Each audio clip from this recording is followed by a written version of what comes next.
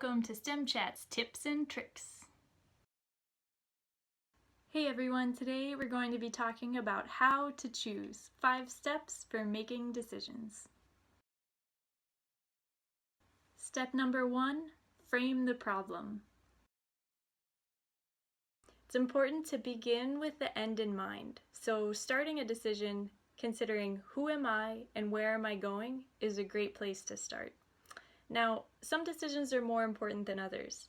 If the decision is what to wear today, the green pants or the blue pants, that decision is not quite so important. Unless, that is, the green pants are really inspiring or you're headed to some formal event in which they'd be inappropriate. But normally, you can just flip a coin. For weightier decisions, though, it's important to think through things and to really frame the problem well from the onset. Frame the problem in terms of the impact that it will have on your life and on the lives of those around you, especially those who are closest to you. If this is an important decision, it's good to begin with a clear head. At a time when you are calm and in a place where you can really breathe deeply and think clearly. Sometimes even going to a different place can help you get this fresh perspective. I like, when I can, to do this in a place where I can get some fresh air. Step number 2, gather data. It's important to gather data about the situation and to think through things concretely. It helps me if I write it down on paper. What are the benefits and what are the costs on the short term and the long term? And these costs and benefits can come in various aspects of our lives. For example, our professional life and our personal life. For example, the decision of where to go to college or what job to take next impact both our professional life as well as our personal life. For this, I find it helpful to write things out in a grid. I write on the top the benefits and on the bottom the costs. I consider short-term and long-term, and then in different aspects of my life. I then work my way through this grid, assigning values to each of the boxes. This helps draw attention to the trade-offs involved in every decision and consider the repercussions of the decisions beyond the immediate choice. In gathering data, it's wise to ask for input from people that you trust. For example, people that know you well, or perhaps people who have been through a similar decision process in the past.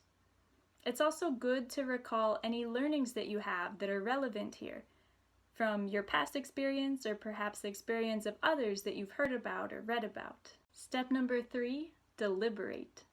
Process the grid. Think through each of those boxes. Weigh the costs and the benefits. I consider the relative importance of the benefit over the cost and consider the input of other people I have consulted. We have a heart, will, and mind. We can be trying to think through things rationally, while our gut instincts and our feelings can also speak up. Our initial instinctive reactions often are not always presenting to us what is best for us. We don't want our feelings to cloud our judgment, but often ignoring them isn't the best policy either. It's good to gradually build the ability to recognize our feelings and instinctive reactions and reflect on why we feel that way, processing the underlying cause and what it's pointing us to. Step number 4, decide. After framing the problem, gathering all the data, and weighing the options, it's time to decide. The opposite of a rash decision is decision paralysis, which is just as bad, if not worse. Don't be afraid to make a choice. Decide. Don't go through life afraid of failure or afraid of not making the right choice. Make decisions with courage and build on the learnings that result. Step number 5, do it. Follow through on the choices that you make. When choices become clear, follow through with courage. Sometimes decisions can be tough, and we know that it's for our best and for the good of others, but that doesn't make it any easier. In those moments, we need courage.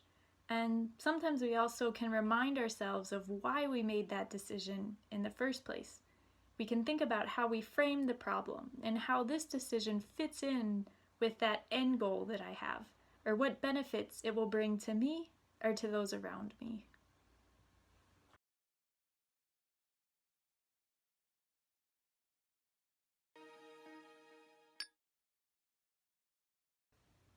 STEMxX is bringing together young women who want to be leaders and make the world better, and who are considering or pursuing a career in STEM. You can subscribe to this channel, follow us on Instagram or Twitter, and if you want to be part of this initiative or support it to make it a reality, please get in touch.